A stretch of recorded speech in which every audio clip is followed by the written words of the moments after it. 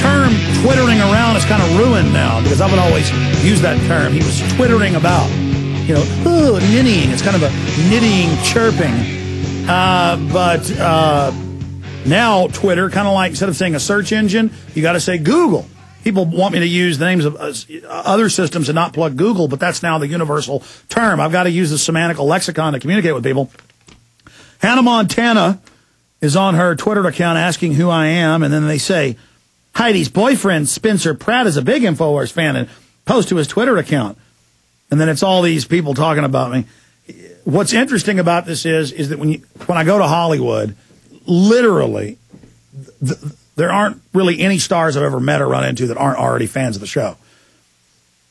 And, of course, Rick Linklater talked about how he gave my films to Bruce Willis, and that woke him up, and people didn't believe it.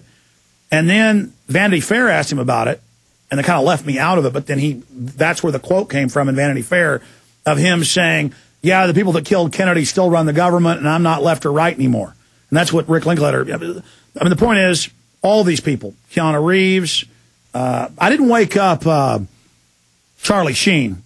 Charlie Sheen was already very, very awake, but we're really good friends. But the exciting thing is when Hannah Montana starts to ask who I am, you know we're having an effect. All right, I'm going to shove about that and go back to Wayne Madsen. But Wayne, before we get into the white supremacists riddling the government, according to some of the reports some of your colleagues have been putting out, and your own research, you've written some articles on it.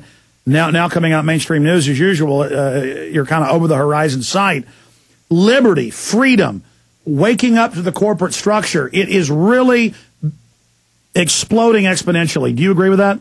Oh, certainly. And I think, the fact is more people are now going to the Internet for their news, and they're getting off those George Orwell telescreens, the 3 24/7 cable news networks, which is they're nothing more than propaganda. And, now here in Washington, we have under construction a place called the Institute, the U.S. Institute for Peace, which is really the U.S. Institute for War. That's right out of Orwell. This is going to be the big neocon citadel here in Washington, and they're going to be talking about all kinds of, U.S. intervention in other countries.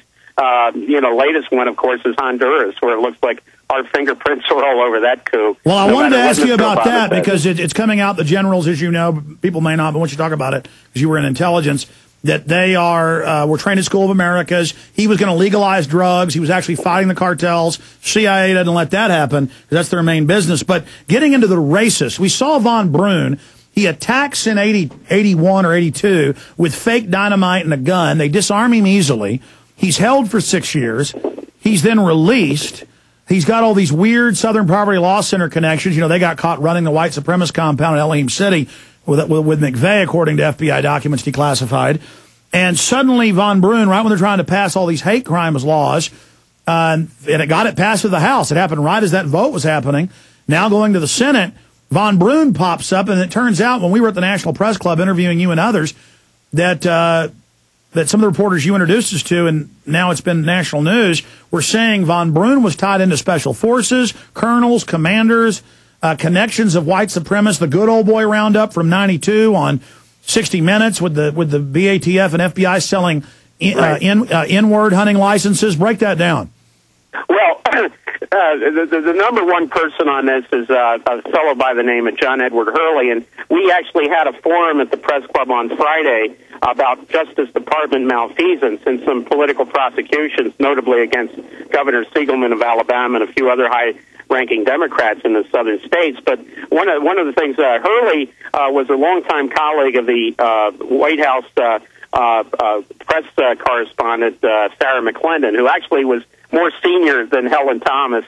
She died a few years ago, but John Hurley was onto this back during Iran-Contra, where he noted that a lot of the people involved with these white supremacist Klan neo-Nazi organizations... That's like G. Gordon Liddy with Nixon thought that he was like a German general, but go ahead. Right. Well, he found out that many of these people were involved in Iran-Contra.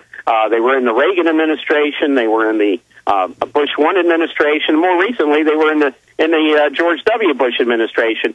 A lot of these individuals were also paid informants of the FBI, and we know that one person whose name was mentioned as a guy who worked with von Brunn, this guy Todd Blodgett, he came right out and said he was a paid informant. But these people all were in the Bush one a lot of them were in the Bush one administration. And I remember my days at Ole Miss where my history professors, Southern history professors, were telling me back during the days of the Klan that there were so many FBI infiltrators. One FBI agent who had infiltrated the Klan would be reporting on other Klan members who turned out to also be FBI agents. In fact, there were some meetings where there'd be 5 people and 4 of them would be FBI. Exactly. You didn't know about the 5th. But anyway, this is a big problem, and now many of these people have glommed onto this anti-terrorism, counterterrorism thing after 9/11. But they're there. They've infiltrated. As you say, they're in many different parts of the government, both as political appointees, as we saw under the Reagan and Bush administration, but others are senior civil service. But you have to wonder about just what is the FBI up to when they're running these people and then they commit these acts. Well, Wayne, that's my question. Is I'm sure you remember 60 Minutes in '92, where the militia guys went in and they were hanging black people in effigy. BATF, FBI, close to 1,000, I think, at the meeting. Was it Alabama or South Carolina? In fact, pull up Good Old Boy Roundup for me. They were selling, N-word hunting licenses and all this. And I researched it more, and it's not just that the FBI and BATF and CIA are running the white supremacist groups and getting them to stage attacks and then take our rights, but they really are Nazis. So, what is going on? And then meanwhile, the ADL is like over them somehow. Very bizarre mixture of people. Well, I have to point out, I live in Arlington, Virginia, and this is where George Lincoln Rockwell had his American Nazi Party headquarters. And here's a guy who was a commander in the Navy during World War II. Can you imagine? We lose over 600,000 people fighting the Axis in that war. This guy Rockwell is running a ladies' magazine in Manhattan, but decides all of a sudden to come to the Washington area and start the American Nazi Party. I heard from an old friend of mine, now deceased, who investigated Rockwell for Reader's Digest magazine and found out that a lot of his money was actually coming from the ADL. George Lincoln Rockwell, when he ran that magazine in New York, his biggest advertisers for U.S. Lady were Bergdorf Goodman, Macy's, Saks, Gimbel's, all these Jewish-owned department stores. Why in the world would he just then turn around, come to Washington, and start the American Nazi Party? Well, it's obvious that that he was part of this idea. We've got to keep our thing going. So we start this guy up, and we can point to him and say, look, there's still a threat. I think this has been going on for decades in this country, and the FBI is perfectly content to work with some of these people. And I think I think it's part of this Hegelian dialectic where you have two sides playing off against one another, and in that. Well, yeah, they got to have an enemy to take the general public's liberties and freedoms and spy on us. And so every time I research Nazis, I find out they're joined to the hip with the ADL and Southern Poverty Law Center and the FBI. They're just a bunch of whacked out freaks. I mean, what do you think about this hate crimes bill?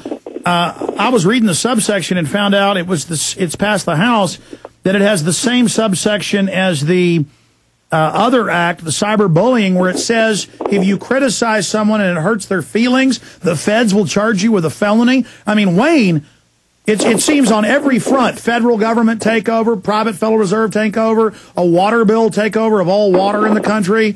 I know it's just everything's happening right now. Well, this law may not survive the Supreme Court, because I would note today the Supreme Court ruled against Sotomayor, Missouri. And also against Missouri, which wanted to bring a charge against this Westboro Baptist Church. This guy, where they picket the funerals of guys coming back from Iraq, guys that got killed over there.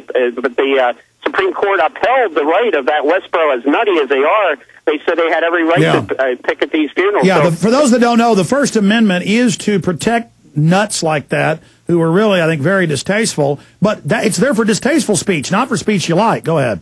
Right. So I would say, based on the Supreme Court's ruling today, that hate crime legislation may not pass muster, because somebody obviously is going to bring suit against that if they're ever charged under that. And the Supreme Court, we've already got now the Supreme Court ruling in that particular area. So I don't think it'll pass. Well, Wayne, I've got to say the Supreme Court, a lower federal court had said they could strip search little girls because she gave a friend a Advil, and they strip searched her. And the lower court said they could do that. The higher court, as you know, last Friday said they couldn't.